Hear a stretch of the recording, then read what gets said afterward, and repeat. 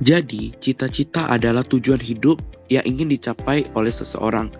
Menurut KBBI, cita-cita dapat diartikan sebagai keinginan yang selalu ada di dalam pikiran, yang dimana itu berperan penting sebagai motivasi untuk berusaha keras dan mengembangkannya untuk meraih tujuan kita.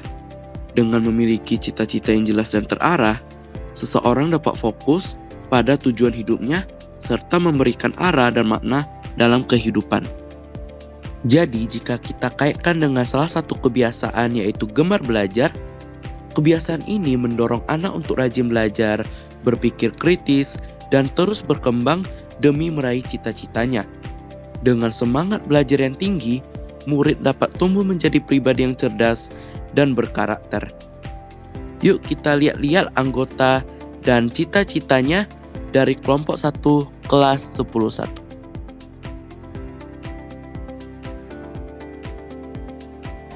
Apa cita-cita kalian nanti lulus SMA? Cita-cita saya adalah menjadi seorang peneliti farmasi. Cita-cita saya adalah menjadi seorang pengusaha. Cita-cita saya adalah menjadi fashion designer. Cita-cita saya adalah menjadi businesswoman. Cita-cita saya adalah menjadi seorang pengusaha. Cita-cita saya adalah menjadi konsultan pajak dan akuntan.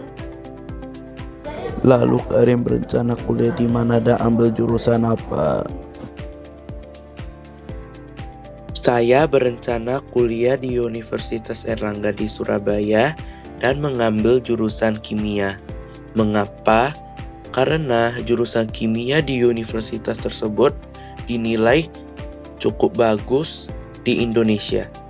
Saya berencana kuliah di Universitas Ciputra di Surabaya dan mengambil jurusan bisnis internasional. Saya berencana kuliah di Universitas Multimedia Nusantara dan mengambil jurusan fashion design. Untuk mewujudkan cita-cita saya berencana melanjutkan kuliah di Monash University Australia dengan mengambil jurusan yang berfokus pada bisnis dan digital marketing. Saya memilih Monash University karena universitas ini memiliki reputasi internasional dan program studi yang inovatif serta relevan dengan kebutuhan industri global. Saya berencana kuliah di Universitas Multimedia Nusantara dan mengambil jurusan bisnis. Jurusan kuliah yang ingin saya ambil adalah akuntansi, dan saya berencana kuliah di Universitas Ciputra Surabaya. Dari jawaban Anda tadi, maka mapil apa yang akan Anda ambil saat kelas 11?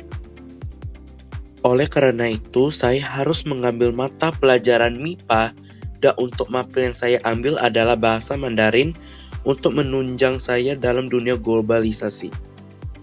Maka dari itu, saya memilih jurusan IPS yang terdiri dari ekonomi, geografi, dan juga sosiologi.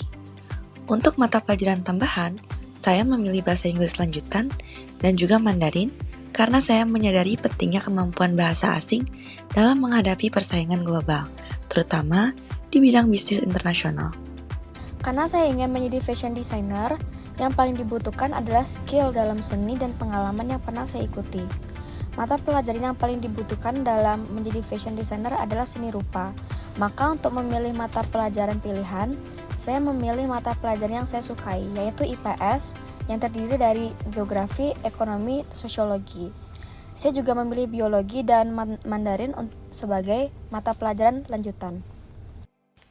Jurusan yang ingin saya ambil untuk kelas 11 adalah IPS karena di dalamnya ada pelajaran ekonomi yang bisa membantu saya memahami dasar-dasar bisnis dan keuangan, sesuai dengan cita-cita saya menjadi entrepreneur.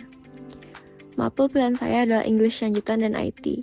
Saya memilih English lanjutan karena kemampuan bahasa Inggris sangat penting untuk studi dan bisnis di tingkat internasional.